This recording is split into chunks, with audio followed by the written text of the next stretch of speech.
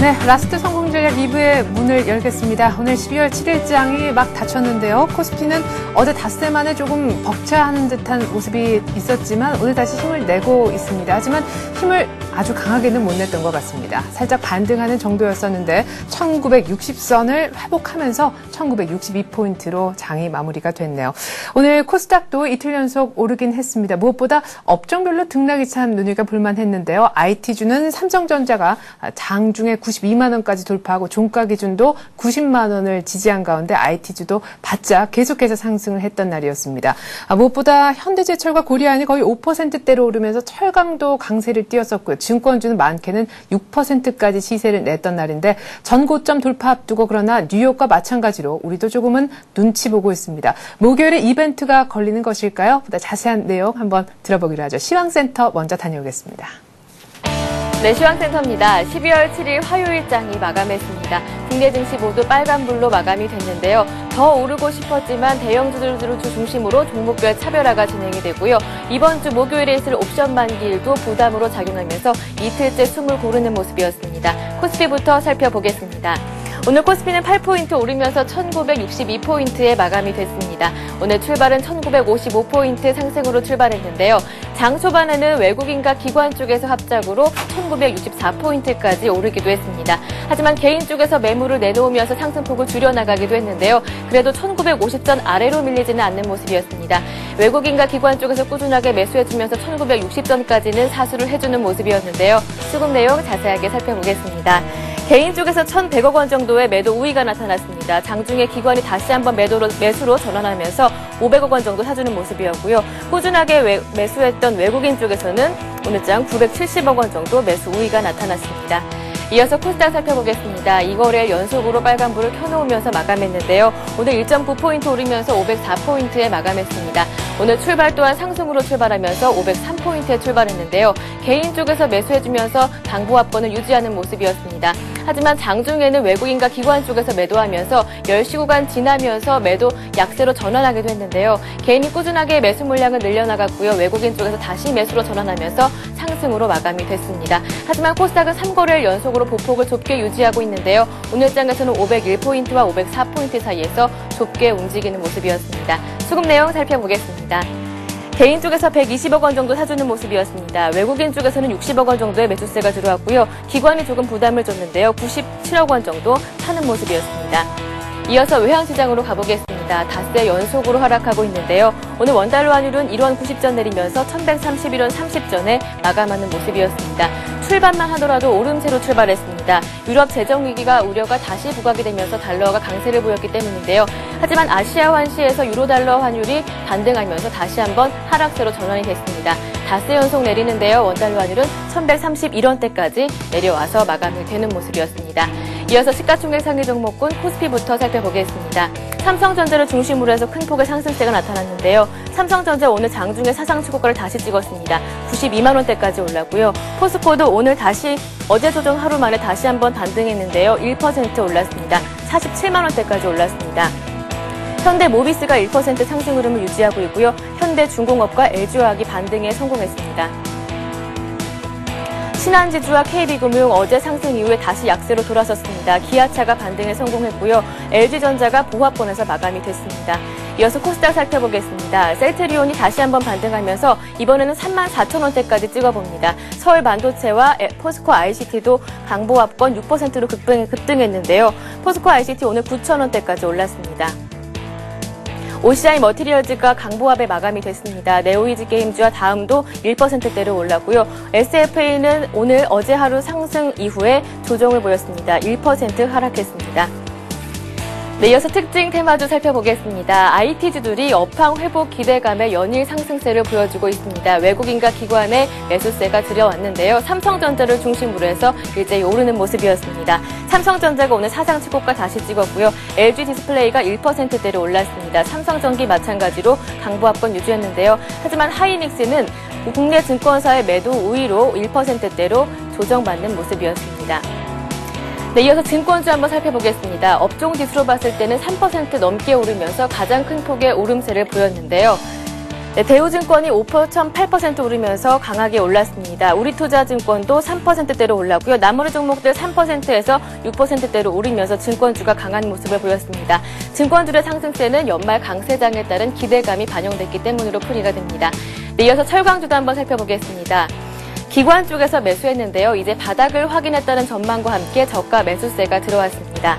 네, 포스코가 1%대로 올랐고요. 나머지 종목들도 강보합권에서 7%대로 오르면서 철강주가 강한 모습을 보여줬습니다. 철강 업종대에 관련된 종목들이 굉장히 많습니다. 철도주들 이어서 살펴보겠습니다. 정부에서 향후 10년간 철도에 대한 투자를 확대할 것이라는 발표가 어제 있었고요. 브라질 철도 현대화 사업을 수주했다는 소식 또한 호재가 됐습니다. 동양강철이 3%대로 올랐고요. 나머지 종목들도 2%에서 가격 제한폭 가까이 급등하면서 철도주가 오늘 강한 강세를 보여줬습니다. 네, 마지막으로 자동차 부품주 살펴보겠습니다. 어제 한미 FTA 수혜 기대감으로 강세를 보여줬는데요. 1일천회였습니다. 오늘 장에서는 하락하는 종목들이 더 많이 나타났는데요. 한라공조가 2%대로 내렸습니다. 나머지 종목들도 약보합권에서 4%대로 하락하면서 자동차 부품주들이 오늘은 다시 약한 모습을 보여줬습니다. 이렇게 시장 흐름 한번 살펴봤는데요. 코스피와 코스닥 모두 상승으로 마감했지만 외국인과 기관은 일부 대형주들을 중심으로 매수하면서 종목별 차별화가 진행됐습니다. 지금까지 마감 시황이었습니다. 네, 이번에 전문가 시각 들어보도록 하겠습니다. 하나대투증권 멘토스에 있는 장혁진 연구원 전화 연결하겠습니다. 안녕하십니까? 예, 안녕하세요. 네, 그래도 1960선 종가 기준 회복을 시켜놓은 날인데 오늘 종목별 차별화 여전히 좀 심하게 진행됐다라는 느낌이 듭니다. 삼성전자도 아주 돋보였던 날인데요. 일단 특징 정리부터 해주시죠. 예, 일단 뭐 삼성전자가 90만 원대까지 안정적으로 올라온 상황이고 시가총액 상위 종목들 중심으로 여전히 지수가 강하다라는 것들을 좀 확인을 해줬습니다. 지수 자체는 크게 움직이지 않았는데 한 8포인트 정도밖에 상승하지 않았지만 영향력이 좀 큰 종목들이 크게 상승을 하는 모습을 보여줬습니다. 그래서 보합권 장속에서 업종별 순환매는 꾸준히 이어지고 있다라는 부분들이 오늘 긍정적인 이슈였고요.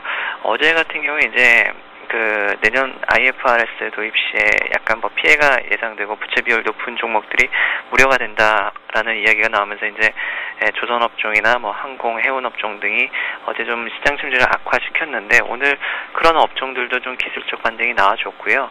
그리고 철강업종과 증권업종 그동안 시장에서 소외되었었던 이런 업종으로 매수세가 대거 올리면서 현대하이스코나 현대해철 같은 경우 5%에서 7%까지도 반등을 해줬고 특히 어떻게 보면 좀 지수의 선행 역할을 하기도 하고 동행 역할을 하기도 하는 그런 증권업종이 심리가 살아난 부분들은 거래대금이 오늘 지금 현재 시간 종가 기준으로 6조가 조금 넘게 나왔습니다. 6조 1,500억 정도 나왔는데 아주 많은 거래대금이 아닌데도 불구하고 이렇게 증권주들이 가장 탄력 있게 올라온 부분들은 역시 연말 랠리와 추가적인 상승이 가능하지 않을까라는 그런 기대감이 반영이 되고 있는 것 같습니다. 그래서 지난주까지만 해도 뭐 3대 악재가 여전히 남아있는 상황이어서 좀 뭐 우려감이 컸었지만 그 중에서 뭐 유럽발 악재가 상당히 많이 완화되면서 외국인들의 수급이 꾸준히 지속되고 있다는 점은 상당히 긍정적인 것 같고요. 지수는 약간 정체되어 있지만 그동안 좀 소외되었었던 전기전자와 금융, 건설, 철강 이런 증권까지 해서 기관에서 단기간에 좀 그동안 소외되었었던 가격 메리트가 있는 업종 중심으로 좀 집중 수급이 들어오면서 차별화되는 흐름을 보이고 있고요. 최근 이번 주 들어서 또 미국 쪽에서 이제 3차 양적 완화 기대감이 조금씩 이야기가 나오고 있는데 이런 부분들이 외국인들의 수급을 이전처럼 10월 이전처럼 좀 대규모로 확대하고 있지는 않습니다. 그래서 지수 자체는 그렇게 탄력 있게 움직이는 않고 있지만 종목별로 시가총액 상위 삼성전자를 예로 들면 삼성전자만의 시세로 봤을 때 현재 주가는 충분히 2,000포인트 위에 있는 그런 심리가 형성이 될 정도로 투자 심리가 이번 주 들어서 상당히 많이 회복되고 있고요. 이번 주에 특별히 좀 옵션 만기를 앞두고 지난 11월 옵션 만기일에서 약간 좀 크게 흔들렸었기 때문에 우려감이 좀 많은 상황인데 이런 좋은 투자 심리에도 불구하고 개인 투자자들이 오늘도 1,100억이나 매도를 보인 점은 아무래도 그 만기를 앞두고 약간의 좀 물량을 줄여놓자라는 그런 심리가 확대된 것 같은데 그런 가운데서 최근에 차익 매수가 사흘 연속으로 집중 매수가 되고 있는 점은 상당히 긍정적인 이슈라고 좀 보여지고요. 비차익 물량에서 한 4일 연속으로 매도가 나왔는데 이거는 아마 펀드 설정이 좀 해지되면서 단기간에 좀 집중 물량들이 나오고 있는 것 같습니다. 그래서 투자 심리에는 큰 영향은 끼치지 못하고 있고요. 아주 뭐 공격적으로 시장을 끌고 갈 수 있는 수급은 아니지만 꾸준히 상방을 지킬 수 있는 그 정도의 수급은 외국인과 기관에서 유지해주고 있기 때문에요. 충분히 좀 지난주와는 사뭇 다른 좋은 투자 심리로 매매를 임하셔도 좋을 것 같습니다. 네, 수급 보면 확실히 좀 뭔가 안정적인 것 같다 이런 얘기를 하셨는데요. 외국인들이 옵션 만기 같은 이벤트를 앞두고도 사주는 데는 역시 미국에서 나오는 3차 양적 완화 기대감도 있을 것이다 라는 언급을 해주셨는데 3차 양적 완화가 미국 쪽에서 나오는 좀 좋은 재료라면은 지금 유럽 쪽 문제는 쉽게 정리가 안 되는 것 같습니다. 유로존 재무장관 회의가 일단 첫날이 열렸는데 안정화 기금 확충 안 하겠다는 얘기도 들려요. 해외 변수 좀 체크를 해보죠. 예, 일단은 유럽 쪽 같은 경우는 계속해서 한번 이렇게 부각되고 나면 과거에도 그랬었지만 잠잠해진 것 같지만 한 달, 두 달 뒤에 다시 한번 또 불거지고 네. 워낙 미국처럼 이렇게 독립된 곳이 아니고 서로 얽혀 있기 때문에 꾸준히 CDS 프리미엄이나 재정 위기나 물가 지표들이나 계속해서 체크를 해봐야 됩니다.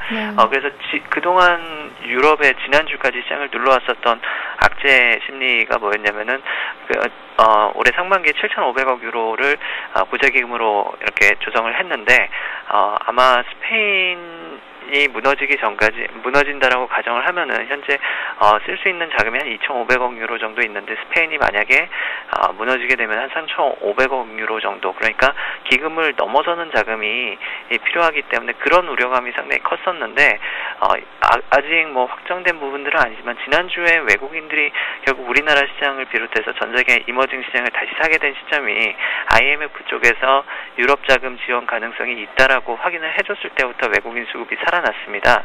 그래서 이런 막연한 기대감이 구체적으로 어떤 대책, 추가적인 경기 부양 대책이나 그런 부분들이 좀 나오지 않는다라고 하면은 얼마든지 단기간에 좀 수급이 변동될 가능성은 좀 있다라고 보고 있고요.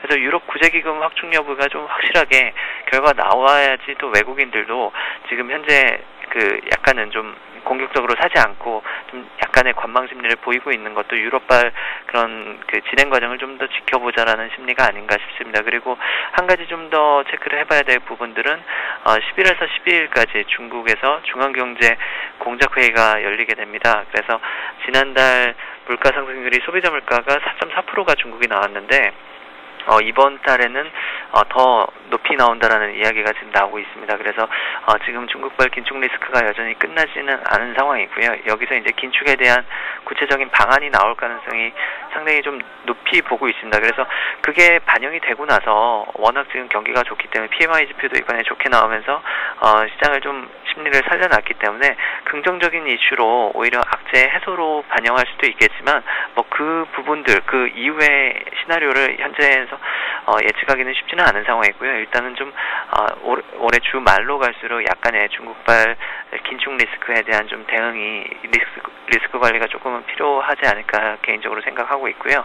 미국 쪽에서는 일단 양적 완화 가능성이 부각되면서 3차 양적 완화 정책에 대한 기대감이 부각되면서 오히려 실업률이 안 좋게 나온 것들이 오히려 달러 약세를 지속시킬 수 있는 그런 심리로 역으로 이렇게 좀 작용을 하고 있는데 이런 부분들이 과거처럼 1차 때보다 2차 때 효과가 작았고 2차 때보다는 또 3차 때 이렇게 내성이 생기기 때문에 지나치게 또 정책 중심으로 달러 약세를 이끌어내는 것도 약간은 좀 밸런스가 맞지 않는 부분들이 있다라고 좀 보여지고요. 오히려 외국인들은 미국에 대한 부분들보다 미국의 양적 완화 가능성보다는 이번 주에 진행될 또 다음 주에 제가 알기로 15일 정도의 유럽 정상회의가 있는 걸로 알고 있는데 그때 좀 유럽 재정 위기에 대한 구체적인 이야기가 나오는 걸 보고 그 결과를 보고 좀 외국인 수급이 구체적인 방향성을 가지고 들어오지 않을까 좀 보고 있습니다. 네.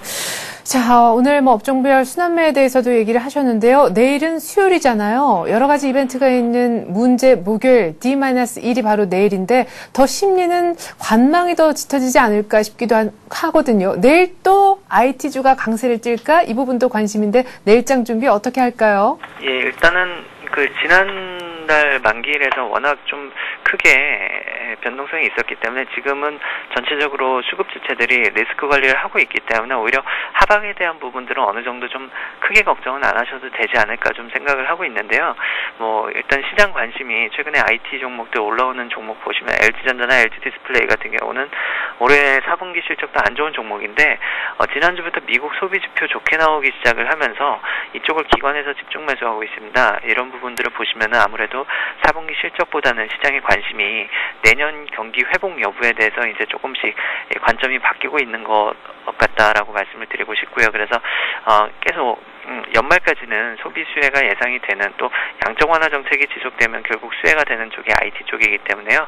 IT 업종에 대한 관심을 가지시되 어제부터 일부 코스닥에서 IT 장비 업체들 지금 IT 대형주들만 좀 올라오고 있는데 장비 업체들도 조금씩 수급이 강화되는 모습을 좀 보여주고 있는데요. 그래서 IT 업종과 IT 장비 업종에 좀 관심을 가지시면 좋을 것 같고 지수 자체는 아마 만기일까지는 약간 좀 관망 심리를 보일 수는 있겠지만요.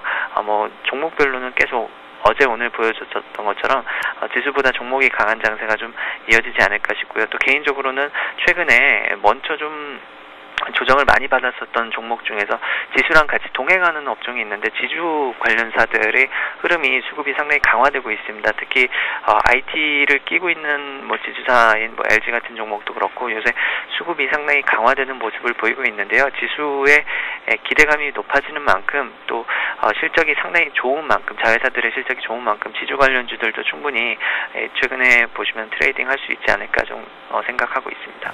네, 내일장 전략까지 고맙습니다. 하나대투증권 멘토스 장혁진 연구원이었습니다. 고맙습니다. 예, 감사합니다.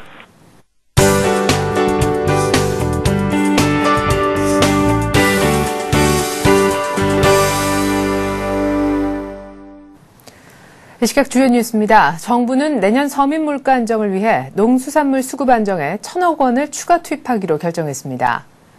정부는 오늘 발표한 물가 안정 대책에서 농업 관측 주기를 월 1회에서 3회로 늘리고 계약 재배를 확대하는 등의 1,000억 원가량을 내년에 추가 지원하기로 결정했습니다.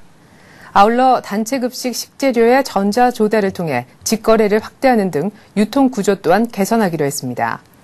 또 당초 올해 말 종료될 예정이었던 화장품, 세제, 비타민, 설탕, 타이어의 관세 인하를 내년 상반기까지 연장하기로 했습니다.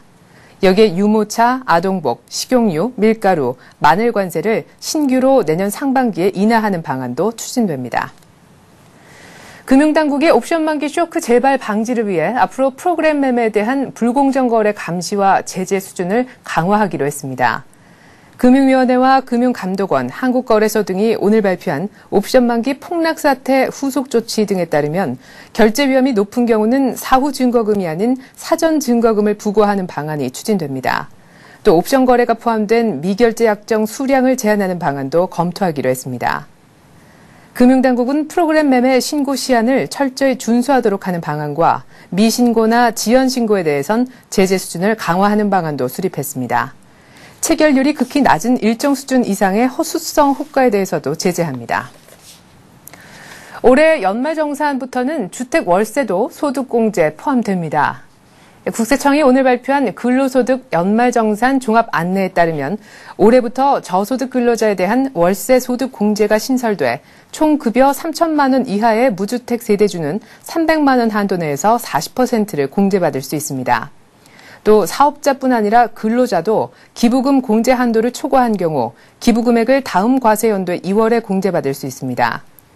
신용카드 사용액에 대한 소득공제 한도는 연간 500만 원에서 300만 원으로 축소되지만 체크카드 등 직불카드 공제 비율은 25%로 높아졌습니다.